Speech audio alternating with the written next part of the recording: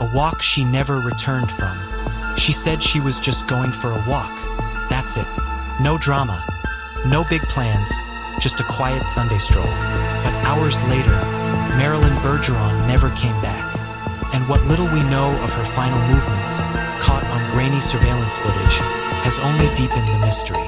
Because Marilyn wasn't just walking that day. She was running from something or someone that terrified her so much she couldn't even put it into words. It was February 17th, 2008. A cold, ordinary Sunday in Quebec City. 24-year-old Marilyn slipped on her long black overcoat with gray fur trim, pulled on her suede boots, and told her parents she was heading out. She carried only her credit card and a black backpack. Her ID, her health card, her essentials. She left behind. At 11 a.m., cameras caught her at an ATM in Loretteville. She tried withdrawing $60. The attempt failed. But what chills people to this day is how Marilyn kept looking back, over her shoulder, her eyes darting with fear. Hours later, at 4:03 p.m., she bought a coffee in St. Romuald, 20 kilometers south of home. The cashier remembered her clearly. Quiet, depressed, eager to leave. She walked out the door and vanished. But Marilyn's disappearance didn't begin that Sunday. The roots of this mystery stretch back to Montreal, to secrets so dark she couldn't even bring herself to say them out loud. Montreal shadows, secrets she couldn't say out loud. Marilyn had moved to Montreal in 2005. She was bright, creative, and social, working at a music store, dabbling in sound editing, and studying finance. Friends described her as adventurous, open to all cultures, fluent in French and English, even dabbling in Spanish and Russian. She had big dreams, to become a flight attendant and move west. But in late 2007, her family noticed a change. Marilyn became restless, anxious. In early 2008, she suddenly told her parents she didn't feel safe in Montreal. She wouldn't explain why. Her mother asked if it was drugs, debts, or a bad relationship. Marilyn said no. Then her mother asked directly, "Were you assaulted?" Marilyn said nothing. She just cried. One of her friends from Montreal later revealed something chilling. In the weeks before Marilyn left the city, she grew paranoid, fearful, even reclusive. When pressed, she said something had happened to her, something worse than rape, but she never explained. Within days, she abandoned her Montreal apartment and moved back in with her parents. She was safe at home, or so it seemed. Just 6 days later, Marilyn walked out for what should have been a simple stroll. And the trail she left behind raises even darker questions.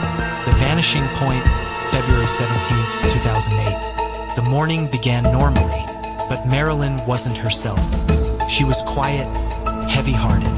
Her sister later recalled Marilyn asking on the phone, "Is there light at the end of this tunnel?" That day, Marilyn stepped out. She didn't take her ID. She didn't take her phone, just her credit card in her backpack. The ATM footage captured her nervous glances. Some believe she was watching a parked car nearby, as though someone was following her. Then, 5 hours later, the cafe stopped the last trace of her. Here's what haunts investigators. St. Romuald is over 20 kilometers from her home. Could Marilyn have walked there in the snow? Possible, but unlikely. Was she driven? So, by who? When Marilyn didn't come home that night, her family panicked. They reported her missing. Flyers went up across Quebec. A reward was offered. Police examined her last known steps, but soon the trail ran cold. And then, nearly 2 years later, a tip comes in. A man swears he's seen Marilyn alive. The investigation sightings, frustrations, and silence. For months, nothing. Marilyn's trail was frozen in time. Then, in 2010, a man from Hawkesbury, Ontario, just across the Ottawa River, came forward. He claimed he'd seen Marilyn regularly around town. Not once, not twice, but many times, always with a younger man. Restaurant patrons even said they'd seen her too. Was Marilyn alive, hiding in plain sight?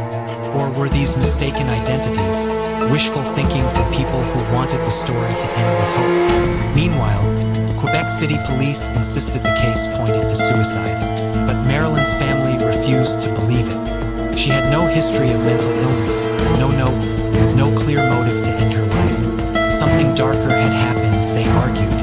Her parents fought tirelessly to have the case transferred to the provincial police or to Montreal authorities. Believing the answers lay in the city, Marilyn fled. But their pleas were denied. Every year, frustration grew, and as hope flickered, new theories emerged, each one more unsettling than the last. Theories and lingering questions. Suicide, foul play, or something darker. To this day, three main theories swirl around Marilyn's disappearance. Theory 1. Suicide. Police believe Marilyn was deeply troubled, ashamed, or burdened by something in Montreal. Perhaps she ended her life in a secluded spot, her body never found. But her family rejects this. They say she had plans, dreams, and no signs of suicidal intent. Theory 2. Voluntary disappearance. Did Marilyn run away, perhaps with a man, as sightings suggest? Did she want to erase her past and start over? But if so, why leave behind ID, money, everything that would make survival possible? Theory 3. Foul play. This is the theory her parents fear most. That Marilyn encountered someone dangerous in Montreal. Someone who silenced her. Her silence, her terror, her cryptic words, worse than rape. All point to trauma she couldn't escape.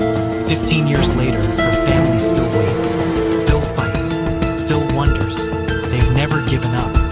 Marilyn Bergeron left her home one winter morning and stepped into a mystery that has haunted Quebec for over a decade. Did she end her own life? Was she hiding? Or was she silenced by something far darker? Somewhere out there, someone knows what happened to Marilyn. The only question is, will they ever come forward?